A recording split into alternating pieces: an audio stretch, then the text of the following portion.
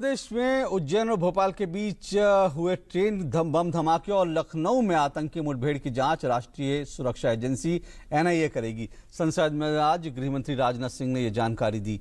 राजनाथ सिंह ने संसद में इस मुद्दे पर बोलते हुए मध्य प्रदेश और उत्तर प्रदेश पुलिस की सराहना की और ये भी कहा कि केंद्रीय एजेंसियों के साथ दोनों राज्यों की पुलिस के तालमेल जो है वो बेहतर रहा। गृह मंत्री ने लखनऊ मुठभेड़ में मारे गए आतंकी के पिता सरताज अहमद के प्रति संवेदना तो जताई ही, साथ ही इस बात के लिए उनकी तारीफ भी की कि उन्होंने अपने आतंकी बेटे का कोई बचाव नहीं किया, बल्कि साफ साफ कहा कि वो बेटे का शव नहीं लेंगे क्योंकि वो भटक गया था। मध्य प्रदेश में भोपाल उज्जैन पैसेंजर ट्रेन में मंगलवार को हुए धमाके और फिर लखनऊ के ठाकुरगंज में आईएसआईएस संदिग्ध सैफुल्लाह के साथ हुई मुठभेड़ का मामला गुरुवार को लोकसभा में उठा और केंद्रीय गृह मंत्री राजनाथ सिंह ने सिलसिलेवार ढंग से सदन को इस बारे में जानकारी दी।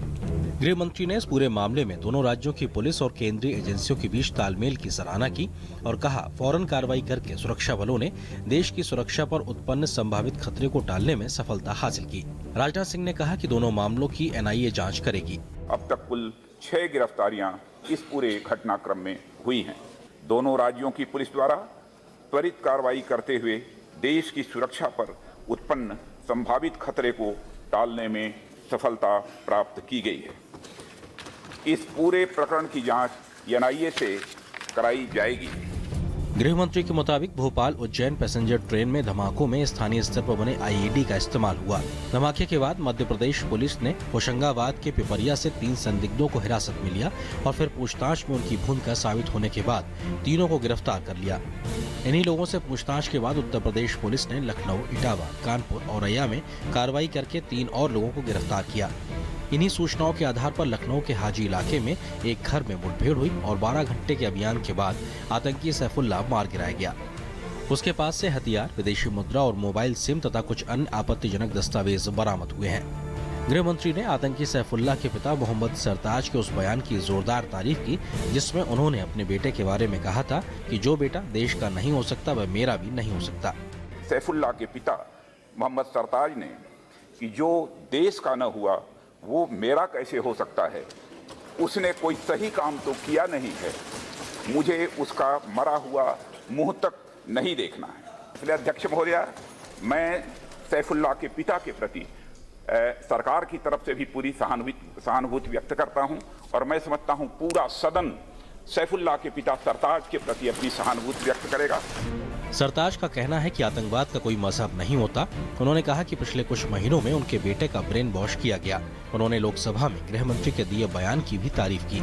हम उनका शुक्रिया अदा करते हैं और ये संदेश पूरे हिंदुस्तान के लिए होना चाहिए कि कम से कम हमारे ऐसे मंत्री छोटे से छोटे लोगों को भी मतलब इज्जत दे रहे हैं। उधर मध्य प्रदेश में आतंकी गतिविधियों में पकड़े गए कन्नौज के निवासी आरोपी सैयद मीर हुसैन के पिता ने भी बेटे की करतूत से खुद को अलग करते हुए कहा कि वो कानून के साथ पूरा सहयोग करेंगे। इस बीच यूपी पुलिस ने इस मामले के मुख्य आरोपी MS खान तथा एक अन्य आतंकी को गिरफ्तार किया है।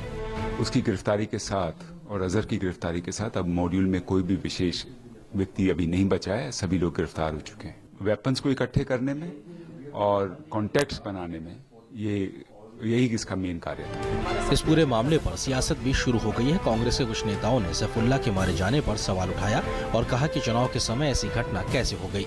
सरकार ने कांग्रेस के नेताओं के बयानों की निंदा करते हुए माफी मांगने की मांग की है। We have seen the Shahjahanpur bomb blast to derail a train also. Such tricks are being used by our neighbor and also other terrorist organizations across the globe. The country has to stay united and fight these forces irrespective of who is in power at the center of the state. There is a need for a much more stronger action against such forces. इन घटनाओं के बाद देश भर में सुरक्षा एजेंसियां alert पर हैं। दिल्ली पुलिस ने भी राजधानी में अलर्ट जारी किया है। खबर है कि आतंकी दिल्ली NCR में वारदात करने की फिराक में हैं।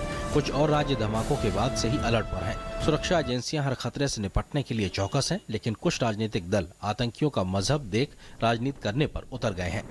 पार्लियामेंट टीम के साथ news night desk, DD news.